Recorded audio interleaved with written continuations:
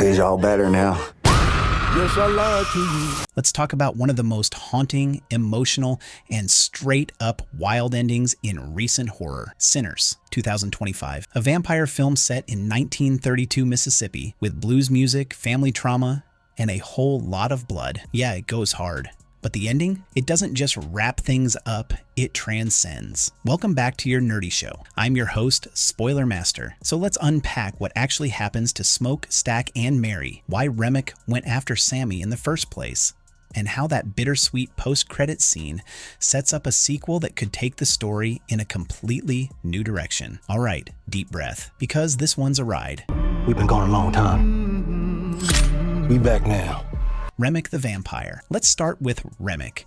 At first glance, he seems like your standard horror villain, creepy, charismatic, and bloodthirsty. But the deeper we go, the more it's clear that he's not just hunting for power, he's longing for connection. When he shows up at the juke joint, it's not part of some elaborate plan. He literally stumbles across Smoke, Stack, and Sammy while running from a Native American group that had been chasing him. And the moment he hears Sammy's music, he's transfixed, not because it sounds good, but because Sammy's music holds real spiritual power. According to Remick, there are rare people in the world who can play music so raw and real that it cuts through time. It connects souls across generations. That's what Sammy has, and Remick, being centuries old, sees that as his only chance to reach out to the spirits of his lost loved ones. He's not trying to dominate the world. He's trying to reconnect. It's a tragic twist that paints him in a surprisingly human light. But the film makes one thing clear. Even though Remick's motivations are rooted in grief and longing, he's still a predator. He offers a devil's deal. Hand over Sammy, and the rest can live. He's seeking connection, yes,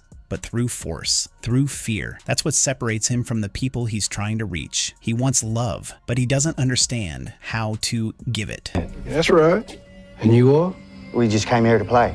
Here, I'll show you. Hate is the oldest curse in Sinners, and honestly, the film has more empathy for Remick than it does for its actual human villains. That brings us to Hogwood and the real monsters of Sinners, the local chapter of the KKK. These guys were planning a raid on the juke joint before Remick even showed up. Remick may be a literal vampire, but the film makes it clear that the hatred and violence of these men is far more terrifying. Even Remick calls them out as worse than him. He sees their bigotry and bloodlust as beneath him. It's a rare film that pits vampires against the clan and still manages to make the vampire look like the lesser evil, but Sinners pulls it off. Because unlike Remick, who is twisted by grief, Hogwood and his crew are driven by hate. There's no nuance in their villainy. They shoot innocent people, terrorize communities, and embody the kind of systemic generational violence that the vampires in this film almost sympathize with. That contrast is so powerful because even the undead, even a creature like Remick,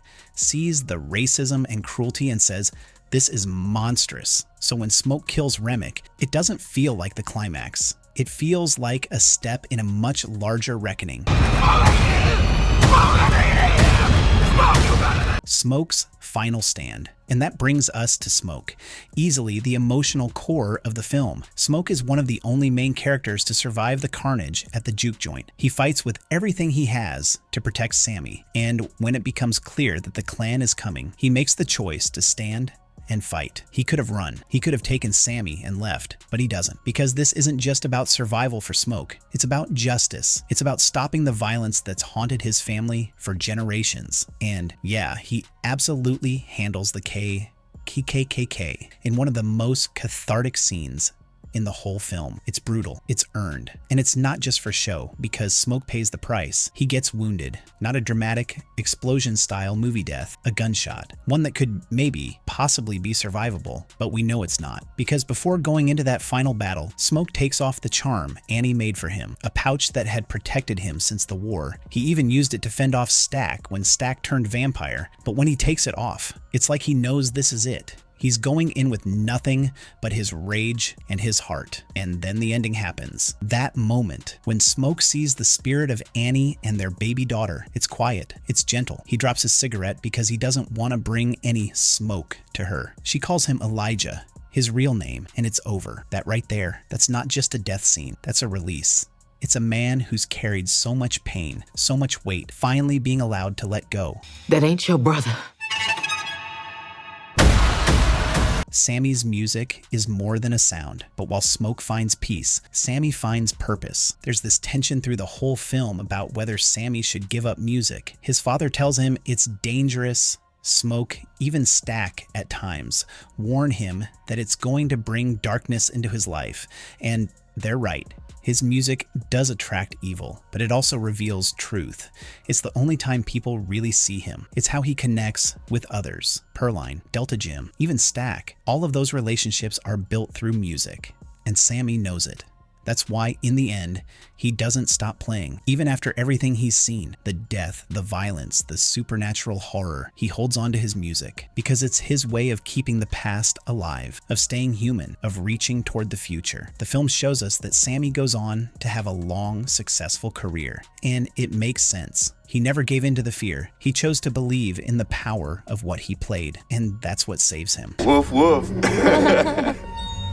You fellers must be the owner. Not all vampires die in the light. Now we have to talk about the post-credits scene, because while Remick is dead and the juke joint is in ruins, there are still two vampires unaccounted for, Stack and Mary. Stack, who was turned during the chaos, and Mary, played by Haley, who has one of the most tragic arcs in the film. She gets caught up in all of this and is turned against her will. The last time we see her in the main film, she's fleeing the scene in horror after witnessing Annie's death. Stack, meanwhile, is spared by Smoke on the condition that he never come near Sammy again. And here's the twist. They both survive. The rules in Sinners are clear. Killing the head vampire doesn't cure the others. There's no reset button here. If you're turned, you stay that way. And Stack and Mary, they make it through by hiding in the shadows during sunrise, while the other vampires are burned. Fast forward to the 1990s. In the post-credits scene, we find out that Mary and Stack are still alive, immortal, adapted to modern life, and very much a couple. It's a wild reveal. Not only are they still around, but they've thrived. They've learned to live with what they've become. We even see them flash their fangs playfully, like they're fully embracing this new identity. It completely reframes how we see vampirism in the Sinners universe. Because it's not a death sentence. It's a transformation, a curse, yes, but also a second life. And Stack, who started the film as a dreamer trying to prove himself, and Mary, who was caught in the crossfire, are now positioned as possible leads in a sequel. And honestly, a sequel needs to happen because there are so many questions left. What have Stack and Mary been doing for the last 60 years? Are there more like them? Has Sammy's music continued to have supernatural effects? And what if someone else is trying to resurrect Remick's ideas, not just for power, but for their own grief? The film ends where it began, with music, love, and monsters. But it leaves the door wide open, and that's what makes Sinners so powerful. It's not just about vampires. It's about legacy. It's about what we pass down through stories, through songs, through blood. And in the end, it's not the monsters who are the scariest. It's the hate we carry and the love we refuse to give. Hey, brother. Be careful. I will. Our nerdy thoughts. So yeah, Sinners doesn't just end, it lingers. In the music, in the history, in that smoky, haunted air of the Delta. Whether we get a sequel or not, this film has already carved out its place in the modern horror canon. But what did you think of the ending? Did you find yourself sympathizing with Remick? Do you want to see more of Stack and Mary's story? And what do you think Sammy's music is really capable of? Drop your thoughts in the comments. I'll be reading all of them, and if you're into these kinds of breakdowns, dark folklore, horror with heart, supernatural stories rooted in real history, hit that like button, subscribe, and I'll catch you in the next one. Stay human out there. No, what the heck, I'll laugh anyway.